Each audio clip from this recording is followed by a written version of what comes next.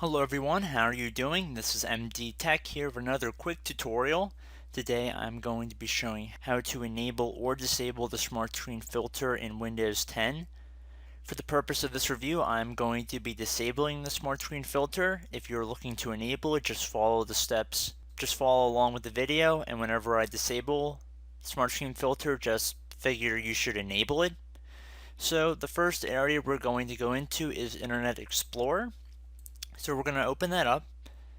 Near the top right, there should be a gear icon that when you hover over it, it says Tools. So left click on that. The fourth option down should say Safety. And then left click on Turn Off SmartScreen Filter. You want to make sure the second selection is selected. And then click OK. And if you're looking to enable it, just select the first option, then click OK. We're going to close out of this.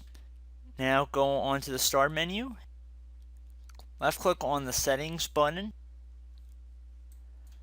Go under the Privacy box, and then under Change Privacy Options, the second selection, switch it to the off position.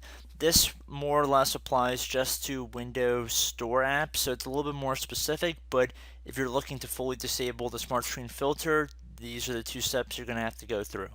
So I hope this tutorial helped you guys out, and I will see you in the next tutorial. Goodbye.